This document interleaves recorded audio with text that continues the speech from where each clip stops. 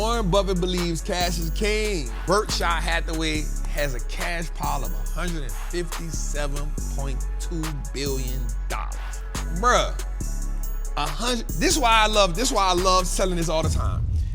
One of my favorite moats that a company can have is cash. You know why? A company with a little debt and a lot of cash can't go out of business. Right? It's position. Listen, here's what people don't understand. Berkshire Hathaway has returned almost 19% returns for 40 years. I don't care who they be talking about, this the next Buffett. No, it ain't. Until you can return almost 19% return annually for 40 years, you ain't the next Buffett, bro. I truly believe that Warren Buffett and Charlie Munger are the Scottie Pippen, Michael Jordan of the investment world, dog. And I'm going to truly say that I don't think we'll ever see this again. Bro. Because this dude has truly, listen, so I'm going to say this, bro. Like next year, 2024, we are going to the Berkshire Hathaway meeting in Omaha, Nebraska. In order for y'all to come, you got to own at least 1 or 2 shares of Berkshire Hathaway. That's the only way you get in the building. You got to have at least one. I'm going, bro. I said it last year. I didn't go because I forgot we had going on. 2024, bro, I'm going. I got to call them because I don't know if they sent me my paperwork. And I got to buy my ticket early because they said it'd be booked out. I won't stand up and ask a question. What's up, Mr. Buffett? My question is, when you bought See's Candy and what was some of the intangibles? I want to ask him a good question. You know what would be I ain't gonna lie to you, like one of my, I guess, bucket list things would be to talk to him, bro. Like I'm gonna be real, like I don't, so you know how people be talking about the Jay-Z lunch and all that? Like one of the things I love was Jay sat down with Warren Buffett, Floyd Mayweather, and E.T. You know E sat with Buffett, right? Bruh. I ain't gonna lie, it ain't too much stuff I'm jealous behind. And I think he said he got in that room because of Dan Gilbert, which goes to show you who your success and your money won't get you in some rooms where just knowing the right person will. But just imagine being in a room, like, and I can see he in the room with Warren Buffett. He got his J's on. He probably got the hat on with a fresh white shirt with some gym shorts. He was just in the room with Warren Buffett, bro. And he said when he walked in the room, everybody got right. He said he looked at Buffett, he thinking he about to, man, Warren got the Sears and Roebuck suit on. The old suit. No fancy watch. Like for what, bro? I'm worth 100 and something billion. That would have changed my life, dog. And I know E ain't taking no pictures, but I would have took a picture with the OG. Me, I need to hang this up. I would have took a picture with the OG, dog. Man, I'm taking that. And I'm telling my people, I took a picture with that guy. Anyway, so right now, man, Warren Buffett got $157 billion in cash. Now, watch this, Jose. That's more money. Warren Buffett has more cash than what Disney, the company we just talked about, is worth on the stock market. You feel me? Now, watch this. We know Nike is a what? Dominant company, right? We know Nike is a brand. He's only about $5 billion. He got $5 billion less in cash than what Nike is worth on the stock market. Did I say that right? So Nike is worth Nike has $162 billion market cap. He has $157 billion in cash. So he's $5 billion short in cash than what Nike's company is worth on the market, bruh. Let that sit in, bro. Let that sit in. Now, also, he has purchased, now this size cash gets so heavy. Remember, I be talking about them 5% yields that you getting. He's spending $129 billion. up into the third quarter, he spent $129 billion in buying those bonds, getting that return, just creating cash. But he's just killing it. And I be saying that, and we be like, I'm like, yo, the stock market is a machine that you learn how to play the game. Like, you don't trip. I put up a post yesterday where I was like, yo, what would you do with your money right now? Because right now, stocks is the number one thing at 15% the first time.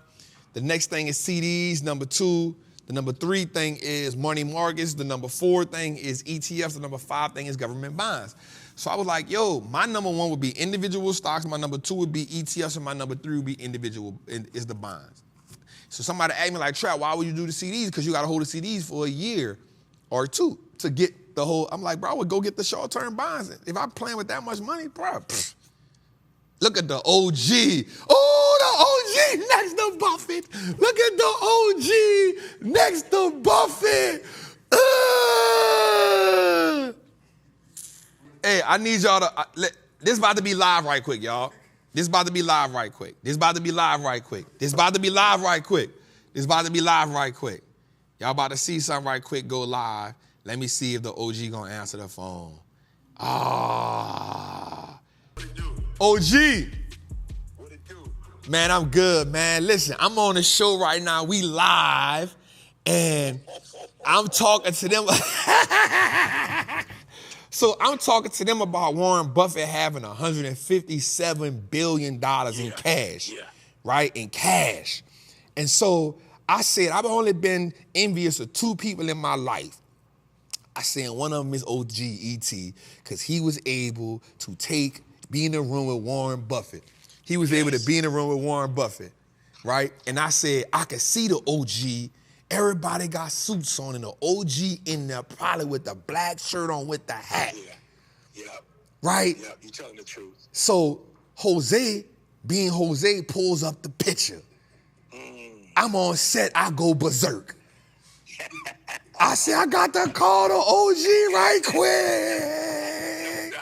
No doubt. And then look, I see the picture, the OG in the right spot. He ain't on side of nobody else. Don't make sense to be in there. Ooh, it don't make no sense to be in there if you ain't gonna be by Buffett. Bruh, I got one question for you, OG. Because I told him, I said, listen, there's certain rooms that your money and your success can't get you in. It's the relationship that gets you in the room. Yeah. So if I could ask you one thing you left that room with, what would it be? Well, first of all, it was how I got in there. I didn't get in there because I wanted to be in there, because I didn't even know it was going to be a meeting. I got in there by adding value to a billionaire. So I added value to a billionaire who is in relationship with other billionaires. Wow. You feel me? So he called me. He called me. Dan Gilbert called me. It was like, what you doing tomorrow, E? I was like, what's up? You know what I'm saying? It ain't often I get called by Bill. Like, what's up? He's like, I'm having a meeting with 30 men. Warren Buffett is going to be the leader of that meeting, the facilitator of it, and I want you there.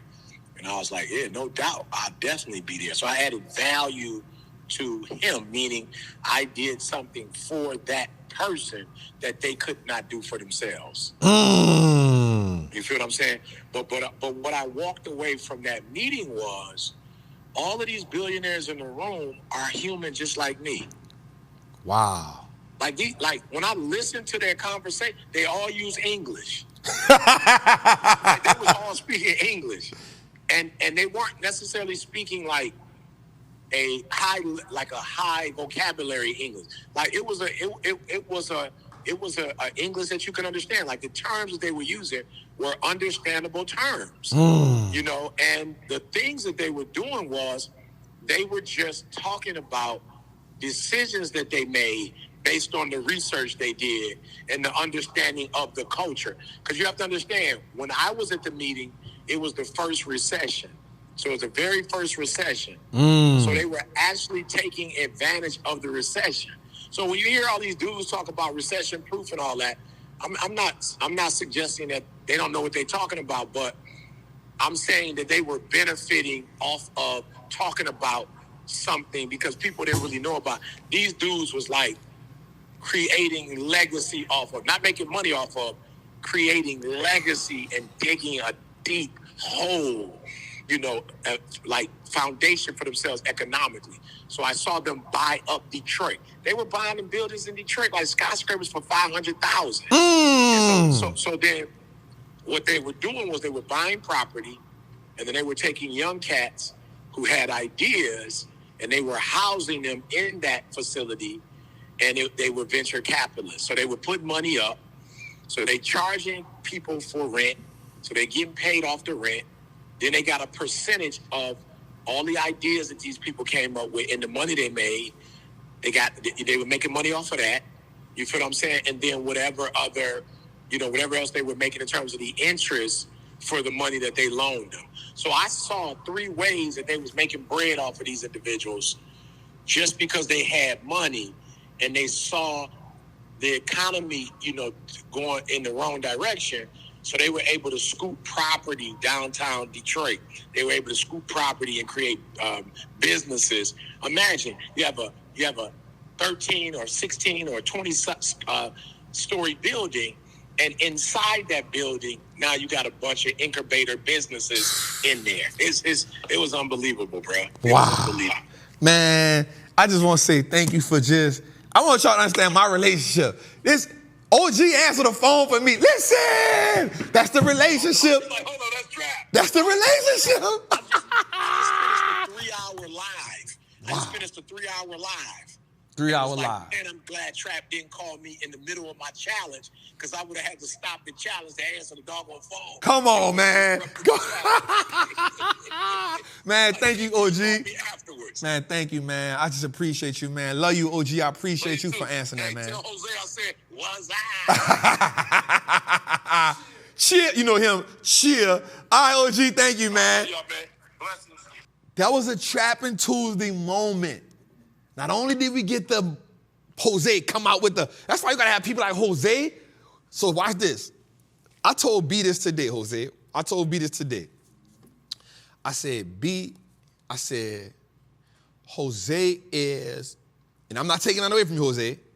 I said, Jose is a cold-blooded Scottie Pippen. I said, Jose is the type of person that can get with like a leader and amplify what that number one does. Right? Didn't I tell you that earlier, B? I said everybody has a gift. Everybody has a gift, and what happens is once you understand your gift, you can thrive in it. Right? Now I say B this, I say this 10 times because I didn't want B to take this wrong. I say I'm not taking nothing away from what Jose do. I say if you put him in the number one position, he probably gonna handle his business, and the people gonna see it. He gonna give value. I said, but if you give him a number one and you put him at a number two, they're gonna knock it out the park. You feel me? B, didn't I say that earlier? I said if you put him in the number one spot, he gonna handle his business, and the people gonna get value. But if you give him a strong number one, because he's the type of person that can see the number one and he gonna analyze everything. He's a good analyzer. He can fill in holes easy, and you can't always fill in the holes of yourself. Right? Everybody ain't gonna, you know what I'm saying? You can't always fill in your holes. So, but Jose is so good at filling up that space, and he gonna take that number one to the next level. And bro, I hope you don't take that wrong, bro. You feel me? And prime example was this situation. We on here, we talking. He like, I got the picture. The picture goes, you know what I'm saying? Value. Some people in this chat, you a cold-blooded number two. And the problem is, you so focused on trying to be the number one when that ain't your strong suit. Your number two is, if you go sit in that number two role and you find you a strong number one, you gonna win better than you ever would have won on your own. What's good, trappers, man? It's your boy, the Wall Street Trapper. Right now, I want to invite you to an amazing experience full of value. That is my community, Trappers Anonymous. It's 100% the greatest fundamental investing community on the market. Listen, your portfolio should be a masterpiece. And the only way we get you there is if we help you to learn how to invest with confidence. Now listen, I get it. Like, you don't know a lot about stocks, or maybe you've heard people say how much money they lost in stocks, but I can guarantee you, one, because they weren't in the community, and two, they lack the information. Our goal in Trappers Anonymous is to help you, really to hold your hand on the journey to becoming a confident investor, learning how to navigate through the different events that the stock market goes through to take you from panic to encouragement. There's no better time than now. This is an opportunity only for those who are willing to be on the journey. So listen, man, click the link below. Come join me in Trappers Anonymous, man. I will see you in one of our many classes, whether it's Moat Monday, whether it's the 2-hour class we do on Sunday, or whether it's just a book club. Everything is geared toward making you a better investor so you can triple your net worth and turn your last name to an asset. It's your boy, Wall Street Trapper. See you in the trap. So watch this. Biggest concerns of people right now. 1 in 4 expect losses of 10% or more over the next 3 months. 1 in 4 expect losses of 5% or more in the next 6 months. We talking about the stock market right here. So we saying that a lot of people right now just aren't, they don't have faith in the market right now. Now, I truly believe that we like in a bear market rally right now. I feel like we're going to take advantage of November. I feel like because the technicals show it, right? I feel like we still got this war going on. We still got inflation going on. We got a presidential election going on. We got uncertainty in the market. So that's why I told my people in the Patreon, like, yo, we switching how we playing the game. Like, we not going for the knockout. Like, we not playing for the 100%. We get up 40, 50%, let's exit. Let's sell half our position, we good. You know why? Because right now, we just want rack up green. We just want to rack up green. Let's go a little further. So biggest concern of the people right now, the war in the Middle East, 62% got that concern right now, bro. High interest rates, 57%. Inflation, 56%. Potential recession, which we already in one, right? 24% of people. So let's talk about this. The war in the Middle East is, anytime there's a war, it affects everybody on the planet. You know what I'm saying? Anytime there's a war, because think about this, you got Ukraine and Russia still going at it. You got the Israel and Hamas situation that's going on. And you still actually have a trade war that's being in effect with China. You can't forget about that. And in every one of those things, the United States is a presence. So if you're in America, not only are you dealing with that, also you're dealing with interest rates that's affecting how you spend your money. So you consistently see America spending money to indulge in these wars, but then you also understand that the price of everything you have is consistently going up. Inflation is going up. Then on top of that, because the U.S. debt is so high, recession is in our face. So people are truly in this monetary situation that's not only frustrating, plus the fact that we truly haven't gotten over the trauma of a pandemic. I don't care what nobody say, I still believe that there's residue from that trauma that's in our face. And then you got an election, because now here's what happened. You got a whole bunch of people that voted Joe Biden in office. I'm not saying you wrong, I'm not saying you right. Right? I'm not here to say that, but I'm saying you got a whole bunch of people that voted Joe Biden in office, and now they like, damn, we didn't do the right thing. And so now you acting like, all right, maybe I should have voted for Trump, but here's what we do know, even he can be an asshole. Right? So what happens when the American people is put between a rock and a hard place?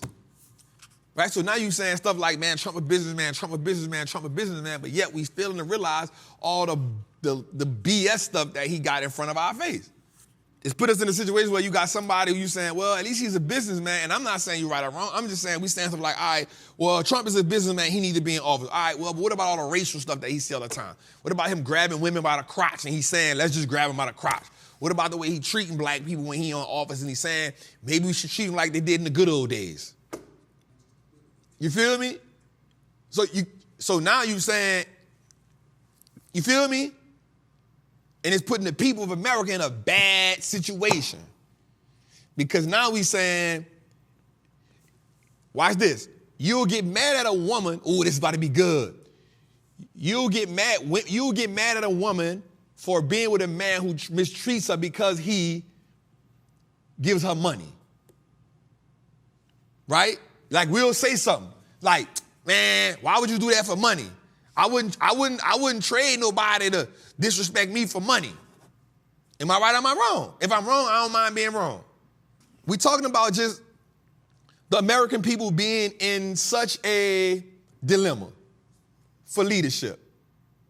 Right? We're talking about the American people being in a dilemma for leadership. Right? So you got people who voted for Joe Biden, and now he's just like, bruh, damn, maybe we shouldn't have voted for Joe. I didn't vote. I'm going to keep it real. Because I felt like neither one of them clowns was worth what I had going on. And I felt like America was going to do what America wanted to do anyway. Right? So, you vote Joe Biden in. You vote Joe Biden in to get rid of Trump. All right, cool. I see a whole bunch of people. I was in my house, bro. I was in Atlanta. They had parades. You would have thought Hitler just got off the goddamn on. Real talk, bro. People was honking their horns, waving their flags. Woo-hoo! Boom. Then you get Joe Biden in office, and then he starts saying stupid stuff like, if you ain't black, you ain't black if you don't vote for me. Put crack pipes back in the hood. And now you like, bro, what the hell is he talking about? So now you start to doubt the pick that you picked. You feel me? So you doubt that, and then you say, all right, bro, like, man, we want Trump back. So then you say, okay, you want Trump back. So then you get Trump back, and then you forget the reason why you wanted him out there in the first place. You forget the reason why you wanted him out in the first place. Why you wanted him out in the first place? Because every time he said something on you cringe. So what I'm saying, Jose, is the American people are in such a dilemma because what we'll often say is a woman is wrong for dealing with a man with money who mistreats her. Right? That's the thing. Like if a woman dealing with a man who mistreats her but takes care of her, the world will shame her. Or 70% of the people. Are we not saying now that we're willing to vote Trump in even though he mistreats us as colored people, as Hispanic people? We're saying, or not we, because I ain't saying it, but all people saying we willing to let Trump be in office because we think he's the right businessman, and we now dealing with him mistreating us. Is that not accurate, Jose? So my question is, are those the only two candidates that we have? Are those the only two options that the American people have?